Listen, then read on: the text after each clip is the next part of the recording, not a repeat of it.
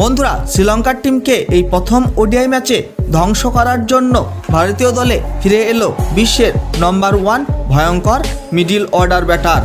আর এই middle order ব্যাটারের নাম শোনা মাত্রই ভয়ে থরথর করে কাঁপতে লাগলো পুরো শ্রীলঙ্কার টিম।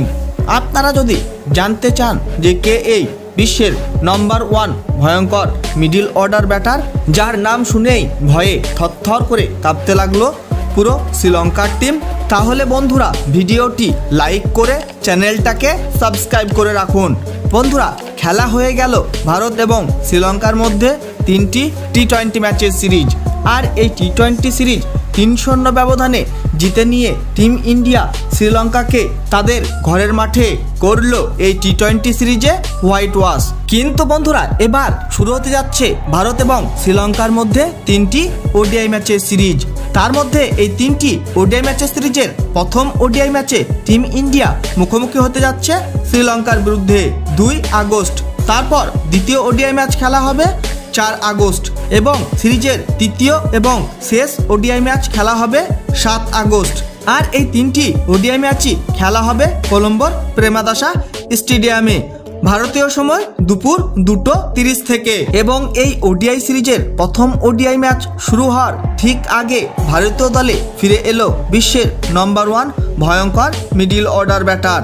আর এই ভয়ঙ্কর মিডল অর্ডার ব্যাটার আর কেউ নয় বন্ধুরা, সে হলো শ্রেয়স আইয়ার। হ্যাঁ বন্ধুরা, শ্রেয়স আইয়ার হচ্ছে মিডল অর্ডারের একটা নির্ভরযোগ্য ব্যাটার। বন্ধুরা, বিসিসিআই এর নিয়ম লঙ্ঘন করার জন্য তাকে ভারতীয় দলের বাইরে থাকতে হয়েছিল গত 5 মাস।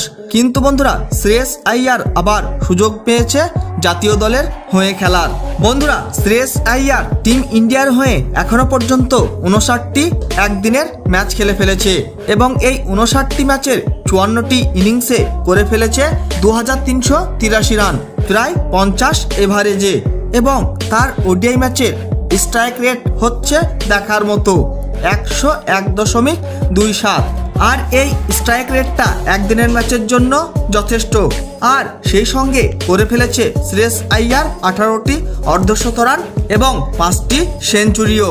আর এইভাবে যদি শ্রেয়স আইয়ার খেলতে থাকে তাহলে সে সত্যি মিডল অর্ডারের ভয়ঙ্কর একটা ব্যাটার হয়ে উঠবে। বন্ধুরা, এই ওডিআই সিরিজে শ্রেয়স আইয়ার কি পারবে শ্রীলঙ্কার বিরুদ্ধে নিজেকে প্রমাণ করতে যে আমি মিডল অর্ডারের স্পেশালিস্ট একটা ব্যাটার? হ্যাঁ বন্ধুরা, আপনাদের কি মনে হয়? এবং এই প্রথম ওডিআই ম্যাচ কে জিতবে, ভারত না শ্রীলঙ্কা?